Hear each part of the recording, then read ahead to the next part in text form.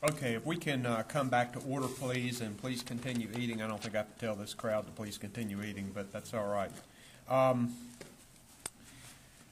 We've got the 6 subcommittees that have been working, and we're going to call the staff members up from the various subcommittees to give a little summary of where the subcommittees are. Then I'm going to talk to you a little bit about a reorganization of our subcommittee structure. Then I'm going to have Mr. Cowley come back and take a few minutes to answer some questions that I know some of you may have regarding his presentation. I know that I have several.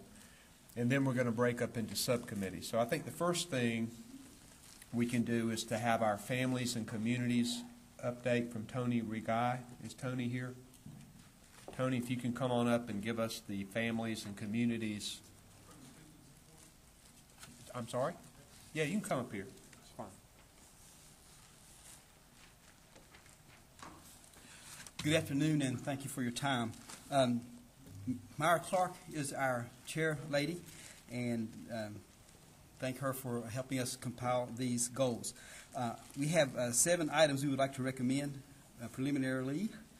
First of all, we'd like to use the county resource database to locate and coordinate transition and reentry programs and incorporate evidence-based practices throughout North Carolina and develop a collaborative process through these programs.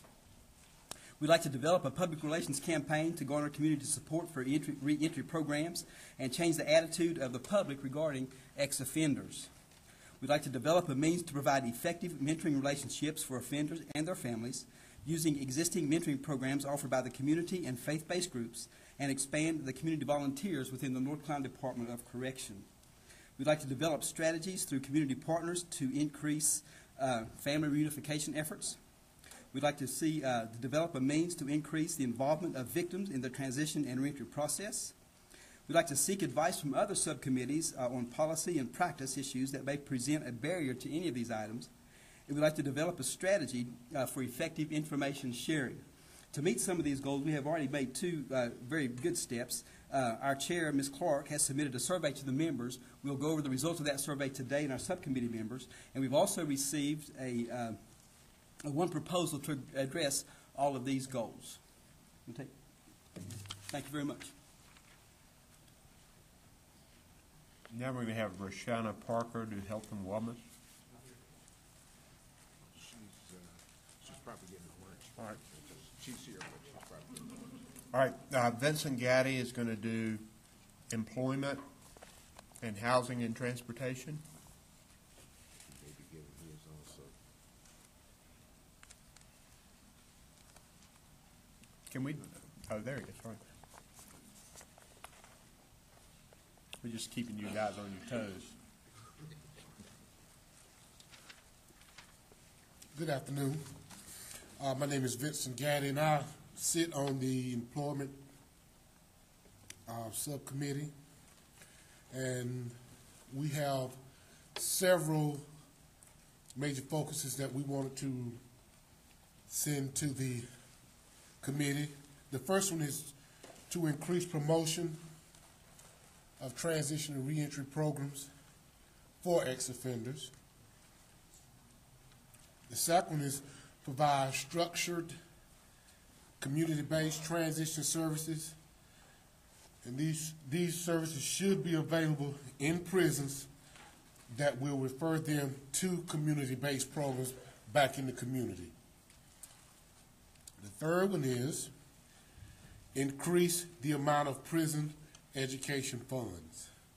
And we know how hot that topic is right now. So, and some of our long-term goals were the use of sunset laws that restrict criminal background checks to 7 years as it applies to hiring ex-offenders. We know that a lot of our offenders, when the criminal record check is ran, that stops the process right there. So we think that's very important in futuristic plans to try to do something to change that. The second one is increase the amount of state tax credits and federal bondage for employees hiring ex-offenders. There are currently a couple federal bond and tax credits in place already. But we feel that the state needs to offer an additional tax credit to make it more attractive for employers to hire ex-offenders. And the last one under employment is expand the Department of Corrections work release program. Work release is one of the most successful programs that we have in the prison system. This allows the offenders to go out and work a normal job and make normal wages in the community. And we feel like that program should be expanded and offered to more offenders in the community. However, with the job market the way it is at this point, that might be a little something that we need to wait on for further down the road. All right, now housing and transportation. Housing and transportation, we're currently working on a proposal for a reentry center for North Carolina. This is one of the biggest things that we're working on. We have finalized the proposal, and we are ready to forward it to the task force. We are also having a meeting with some of the faith-based organizations that provide transitional houses in North Carolina, so we can identify what works best. We want to identify what works best for the reentry programs in North Carolina, and what do we need to see in the possible reentry center ran by the state in North Carolina. The third one is we are also meeting with, wait a minute, let me back up a little bit. I don't want to read the same thing twice. Okay, we're also having that reentry meeting on evidence-based practices on May 20th at the Office of Research and Planning. And if anybody's interested, has any ideas or any concerns about it, you can feel free to email me the concerns, and I'll forward them to our chairman, Nancy, so we can talk about them at our meeting and possibly discuss them. And my email address is vgaddy@doc.state.nc.us. And last, my final one is transportation. Some of the things that we wanted to recommend to the committee was focusing on visiting DMVs, visiting the prisons to try to take care of some of the minor traffic citations that some of our offenders who approach a release has. We know a lot of offenders get out of prison and they have petty, driving while license revoked, and things that prohibit them for moving on in that transition and reentry process. So we think that's a very important tool that we need to do a better job with working on before these people get out of prison. The second one is work closer with the court systems in dismissing any pending minor trafficking violations that some offenders have who hadn't been written back to court during their incarceration to take care of these things. And thirdly, we think that DMV and the Department of Corrections need to do a better job of information sharing information about each agency so we can better prepare these people for release. And that's it. Anybody have any questions for me? All right, thank you.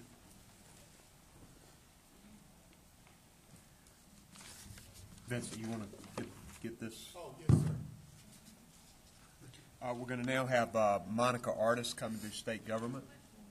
Oh, Vincent, you got a question? The reentry center, is it going to be one place? Yes, it's going to be one place that's going to provide, hopefully, to provide. We was told just to talk about the actual center and not to go into any details, but of course we went into a little detail, and we wanted to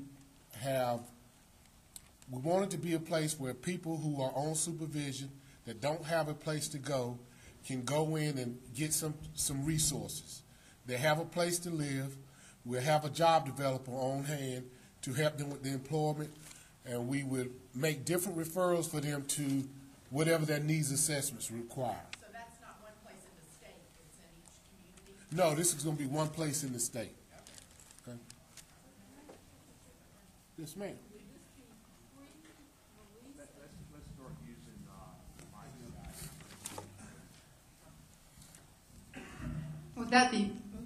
Would that be pre-release as the last part of their sentence, or would it be post-release? This is post-release, ma'am. This is once they get out of, once they're done with end of their prison time, they will, if they don't have anywhere to go upon their release, they will have the opportunity to go to this reentry center where they can participate in different programs to help them with their transition. And once they receive a job, they will be obligated to pay a certain amount of money to continue to stay there. But we have hopes to help them transfer into permanent housing. But if you had said when they were under supervision, but it wouldn't be limited to people who were on parole, as we have fewer and fewer people on parole. Exactly. It would not be limited to just people who are on correction supervision. Anyone who's looking for some type of resources are able to come there for resources. And will it include housing? Yes. Yes, sir. Kristen, how about the situations where, for example, with us being in Asheville, if I have a guy that goes to DMV, tries to get his license and thought that everything was fine, then come to find out DMV tells him he has a FTA in Fayetteville. So we contact the clerk of court, they say we have to get him all the way to Fayetteville, take care of the FTA to come back so that he can get his license from DMV. Is there a way to fix that? And that's what we're talking about. Information sharing with DMV and the Department of Corrections needs to be done better so we can eliminate those type of issues, because we were working with a gentleman that had the same problems that you mentioned, and it just simply took a call to the district attorney, and it was handled real quickly. So that's what we're talking about. We're bettering the relationship with the two agencies. What would be, you say it's post-release, Yes, ma'am. and it's only for people who don't have somewhere else to go. What's the incentive? In other words, Having a place to live, having a roof over your head. even if, I guess I'm wondering if they are being released, how do we know that they aren't going back into the same environment they came from and going right back into they've got a place to live, but it happens to cultivate a whole new set of illegal actions? Well, see, and that's one of the reasons why we focus on people under supervision, because we kind of have some control over where they live, because the DCC officer actually goes out and do a check of where the person lives. And with this reentry center, we're hoping that this person will be able to go to this reentry center, live there, and identify the resources that he needs. Is there a reason you chose to do it post-release rather than for like a 6 or 12 months prior to release? Yes, we chose to do it post-release because we have a lot of offenders who are getting out of prison who don't have a place to go. They don't have housing. And we wanted to provide housing for these people and then help them with all the other barriers that offenders face once they get out of prison. You said we chose. Is this a staff recommendation to the committee? Yes. Did you all think about land use policies and thinking about the fact when you have prisoners who transition out of prison, what community in North Carolina is going to conceivably take a lot of offenders in one place, in one community? See, we were told not to focus on that. We was told to create a perfect picture of where. Nancy, you can expound on that some more.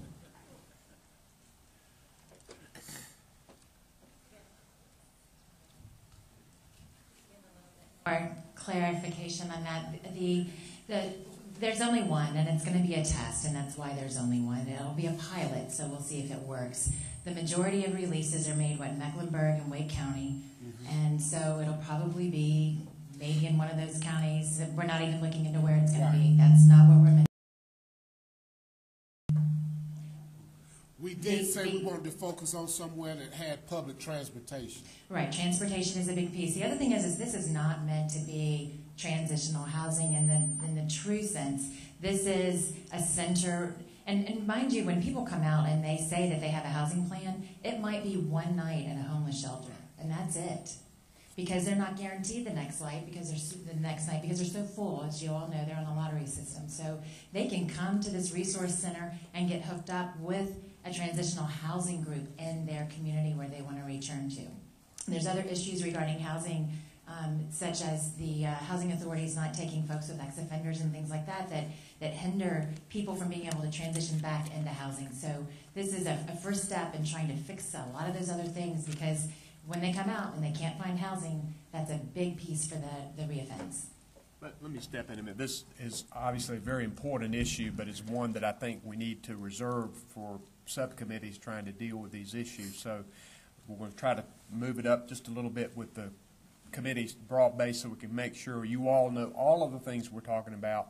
So when it comes time to prioritize, we'll be able to do more discussion of this. So, Monica, I'm going to have you come and do state government report. Thank you.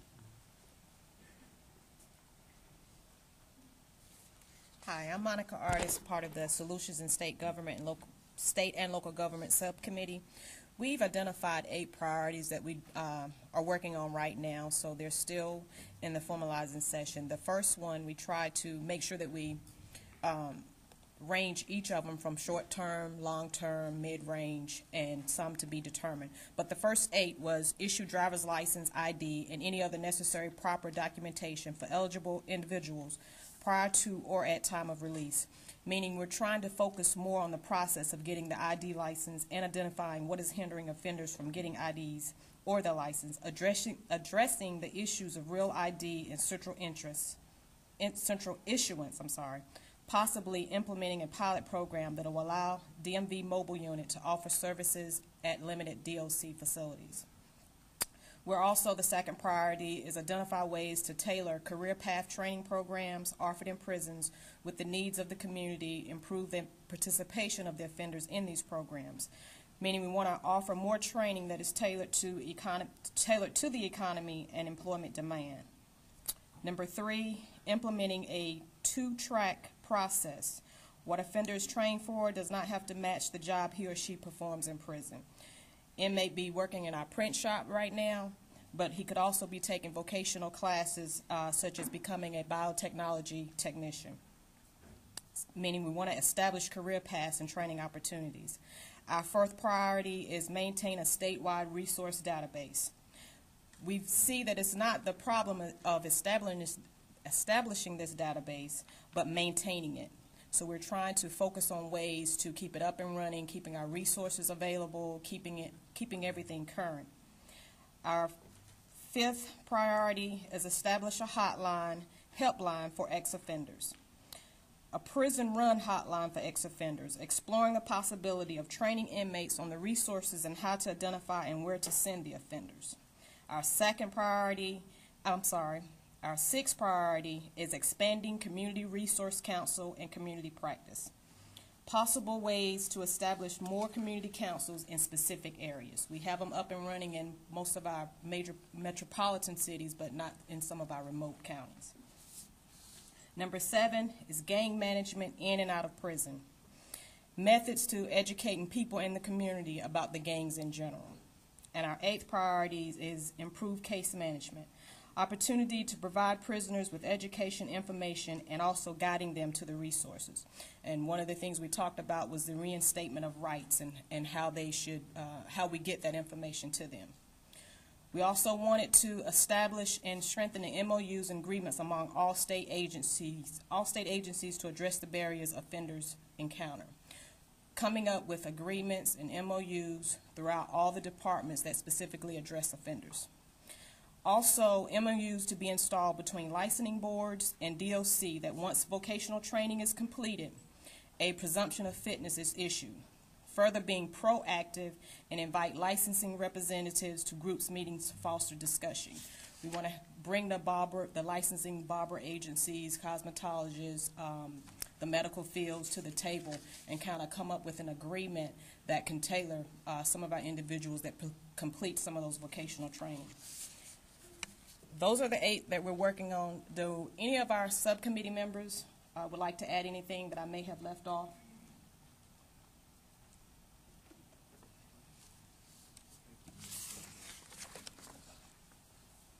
Jennifer Epperson is going to do criminal justice.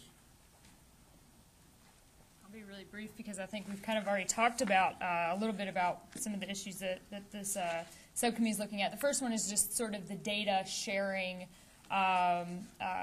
enhancing data sharing, particularly kind of between corrections and then also the courts and the prosecutors, and making sure that we know what's on somebody's record, particularly when they're on probation or in a correctional institution, making sure we know if there are outstanding warrants, things like that. So the first step is having all that information and sharing between all the partners. And then the second step is kind of developing some ideas or recommendations as to then what to do if we can know what's on somebody's record, then how do we address those issues that may prevent him or her from getting out and being able to reintegrate successfully. And then the third thing we've been thinking about is currently there's a model in the Middle District of North Carolina here, prosecutorial district, that is looking at sort of intense intervention while folks are still in prison, that are offered a number of services, and then there's also kind of the law enforcement stick side to that. It's based on the High Point model that some people may be familiar with. So we're kind of thinking about how that could be replicated in prisons. If anybody else on the subcommittee has any input.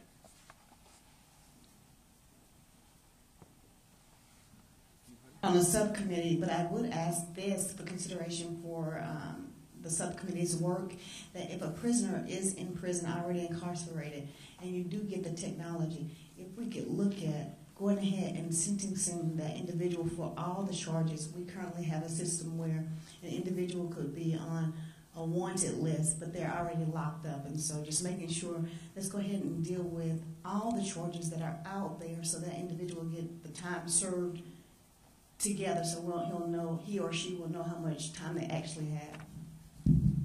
Yeah, and I am on the subcommittee. I think what we were envisioning is a system where before somebody gets an active sentence in prison, those issues are identified, taken care of before they go into prison if possible. In essence, the onus would be on district attorneys to identify pending charges. If they're in a different district, notify that prosecutorial district, say if you want to prosecute this person, you need to do it now, or you're going to lose your ability to do it, so that when you enter the prison, all of the known pending cases have been taken care of, and you're not dealing with them either in prison or as you get out of prison. Okay.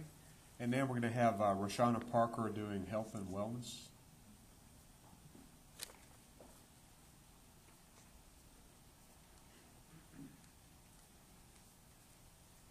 Good afternoon. I will give you the issues that the health and addiction work group have talked about. We have talked about 10 various issues. I'm only going to discuss 9 because one of those issues is more related to housing, and we will coordinate with that group. Our first issue has been developing an ongoing assessment process to ensure appropriate referrals at various increments during a person's institutionalization. The second is to ensure that referrals to services in prison are made in a timely manner, and specifically we're talking about substance abuse treatment being delivered as soon as those individuals are entered into the system and identified as needing that type of treatment. The third is providing support for community-based services that provide support for released offenders, so ensuring that when we're depending heavily on community-based agencies to provide services for released offenders, that we give them some level of support from the state. Also, providing a continuum of care for released offenders and probationers to prevent a lapse in services. The next is to improve data and information sharing across agencies. I heard 2 other groups talk about that, so that's going to be a continuous theme across all of the subcommittees, is to ensure that we're looking at data and how we can share that. The next is to examine and improve the information provided to inmates at the time of release regarding services that are available to them in the communities that they're returning to. The next would be to examine and improve the services available to inmates with mental health needs in agencies and in the community. The next, to create community-based support options for mentally ill offenders with a history of institutionalization, either in prison or in community-based mental health hospitals. The last is to seek training and technical assistance for staff in all agencies that serve the mentally ill to address the effects of trauma on behavior. So those were the 9 major issues that we talked about in the Health and Addictions Committee. We also had recommendations that went along with those individual issues, but I'm going to stop there just at the issues and ask if Sonia Brown, who is our chair, or any other committee members have anything to add. Thank you.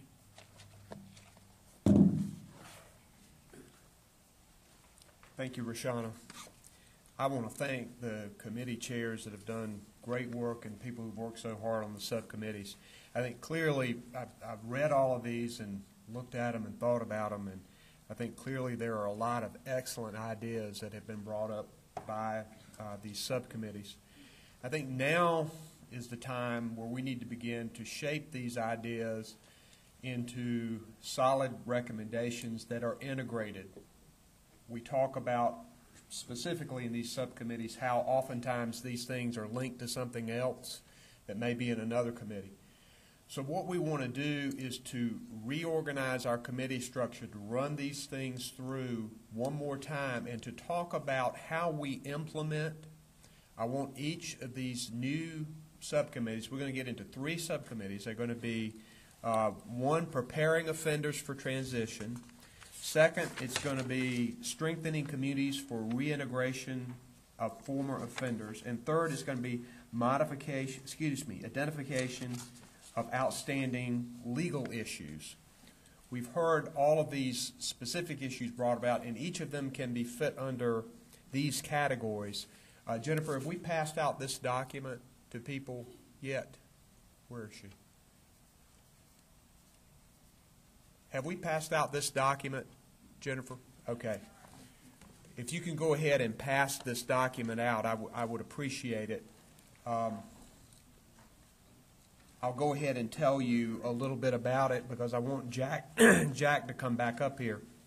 I really want each of these committees, as we deal with these issues, to be thinking about, number one, does the suggestion or recommendation cost money? If it does, we need to identify that. Some structural things will not, but if it does, I want us to identify that. Second, I want us to be thinking about who we need to convince to get this done. Is this a legislative issue? Is this an issue that can be done by executive order? Is this an issue that the Department of Corrections can deal with in and of itself? What needs to be done in order to implement whatever particular recommendation it is that we're going to come forward with? And lastly, a strategy on how we go about doing it. Who do we need to enlist support from in order to get this to happen? I think it's clear, as I told you all from day one, it's clear that we need to get law enforcement on board, district attorneys on board, because, as Mr. Cowley said earlier, this is a public safety issue, thus the name of this task force, the StreetSafe Task Force. It is also a moral issue for many of us. It's the right thing to do for many of us. But at the same time, we want this to happen. And the way you're going to convince most of the people that this needs to happen is that it's going to make our community safer. There will be fewer crime victims, and there will be fewer crimes. So we clearly need to get law enforcement on board with this. We need to get business communities on board with this, and we need to get political leaders on board with this to make it a priority. One of the reasons that Mr. Keller and I have been at every minute of these meetings is because we believe that this is important, and so we want to make this happen. The preparing offenders for transition will be, the co-conveners will be Al Dallaire and Sonia Brown. You see the membership. We want this group to look at expanding the opportunities for the nonprofit and faith-based groups to work with inmates and probationers. We want to look at them to expand case planning to include input from appropriate community leaders. And we want to look at them to increase educational programs available to inmate and probationers that focuses on skills necessary to be successful in the current job market. And we want state government agencies and entities that should be working together to promote successful transition of offenders. Many of these issues that we have talked about here fall into this category.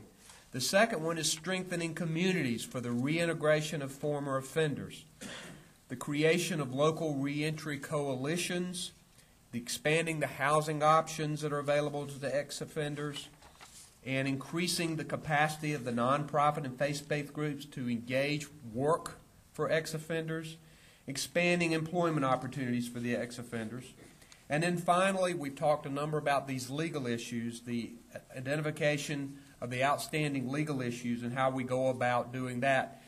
There have been a number of them that have come about in the different committees. We want to synthesize it in this group, ensuring that all prisoners are released with identification, driver's license, dealing with outstanding warrants, the best way to go about doing that in the recommendations, and also exploring the expansion of a high point model to provide pre-release call-in prison. I think that once we get these three into place, I think we can get some real recommendations to this task force, but I don't want them to be in a book and put up somewhere. I want them to be put forward in ways that we can begin the implementation process.